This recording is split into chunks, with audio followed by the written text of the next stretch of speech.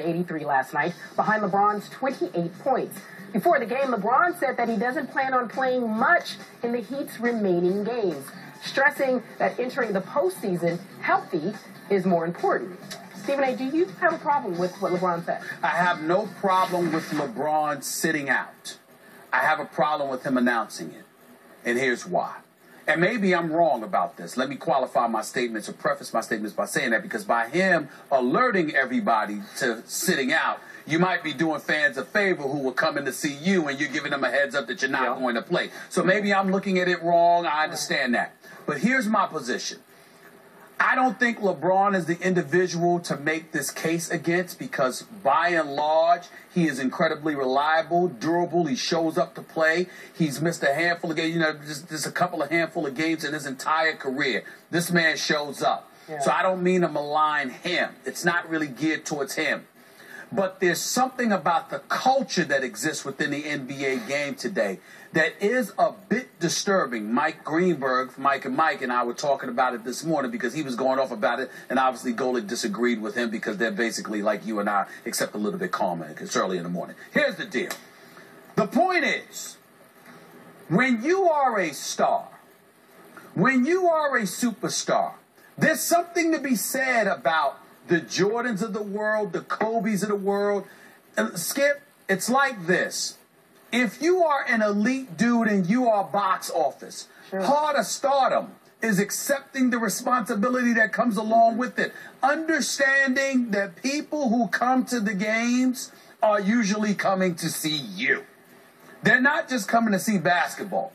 They're not just coming to root for their home team or root for their favorite team that doesn't represent their particular region. They are coming to see you. So when you go out and you say, I'm not going to play, we're looking at that and we're saying, what? What do you mean you're not going to play? You got to give us some minutes. Now, again, LeBron is not the one to make this case against, because by and large, he shows up. But when we look at other guys who have been stars in this league, let's think for a second as to why we marveled over Kobe, why we marveled over MJ and others. It wasn't just because of their greatness when they were on the court. It was the fact that they showed up. Cal Ripken Jr., even though he's a Hall of Famer, even though he was an elite shortstop, he was celebrated because he simply showed up to work every day. And we appreciated that. When you think about Derek Jeter, the fact that Derek Jeter is out and sick to his stomach over it resonates with us, because we know if there's any way he can play, he will play, because he's not trying to take games off. Because when you think about the Yankees, you think about Derek Jeter, and as a result, you're coming out to watch him play. This is the responsibility, the onus that is on the shoulders of stars. So anytime you hear any of them come out and say, well, I'm going to take time off. LeBron said it and balled last night. We're looking at him and saying, you healthy enough to play. What do you mean you're taking these games off? That's a problem. Why are we doing this question? I'm offended by this question. Why? I'm LeBron's quote-unquote biggest critic. This is the ultimate nitpick question to me.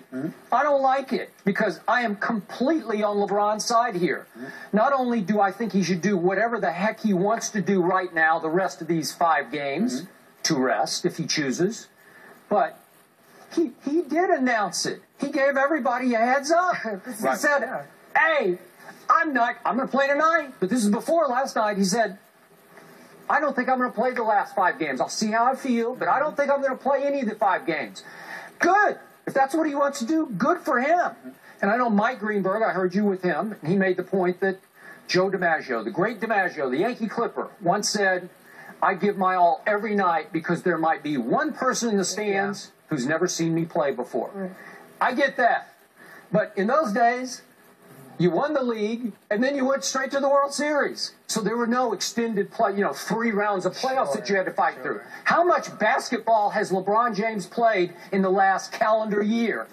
A record number, right? Did they just play the Olympics last year? What I'm saying to you is, that's why I said he's the wrong guy to make the case against. So let me ask you a question on a big one. Take LeBron James out of the equation, because I understand when it comes to LeBron, this is not the time to make that case because of the amount of games this man has played and how he shows up. It's unbelievable. But by and large, just on the issue of guys taking regular season games off. Do you have a problem with that? No.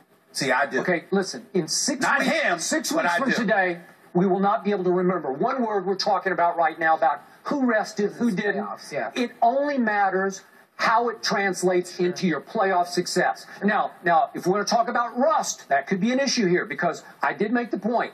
Unfortunately, the streak ended a little too early for the Heat's sake because when they didn't win game number 28, it cut short the run toward 34. So the motivation could have built and built all the way through 34 games, and then LeBron would have shut it down for the last, I don't know what would have been left, 5 games? Okay. Yeah, last night. All right. No, after 5 games would have been left. And then he would have shut it down. Everybody said, thank God, he needs to shut it down. Unfortunately, they've taken their foot off the gas maybe for too long. That's a whole other issue than this issue. Again, maybe they're resting too much. Maybe so, but let's switch it, Skip. Let's stay on the same subject, but switch it. Remember when the Indianapolis Colts won their first 14 games a few years back, and then they rested the last 2 weeks because they wanted to. They ended up losing in the playoffs, which was good for them because they shouldn't have done that. They should have went for the undefeated season. Okay. But I guess what I'm saying to you is this. It's 16 games in an NFL season. Let's not just focus it on the NFL.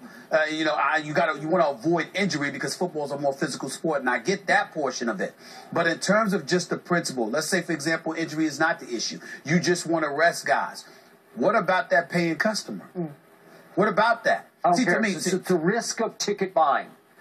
You have to build that into the risk. You're paying like a season ticket customer. Is that what you're talking about? I'm just talking about anybody because there are a lot of people out there, Skip, that come to games that can't afford season tickets. Okay, if you're going to pick single games to attend, you better avoid the end of the year with a good basketball team, right? Because your odds are against you that the stars are going to play in said game, right? Yeah, well, okay, that's just being smart. Again, most people. See, a lot of times we don't realize this, but most people ain't sitting in that privileged position. They're not sitting in the position where, you know what, we can pick and choose which games. Some games are sold out. Some games cost more than others. And as a result of that, again, all I'm trying to say to you is this. You have a point. None of your points are invalid or erroneous. The problem is that when you look at stars, the Kobes, the MJs, and others, there was a level of sensitivity that they have always exhibited towards that, and as a result, they went out there and performed. That's all I'm saying. And I'm saying to you that I can't knock LeBron for that, certainly not him.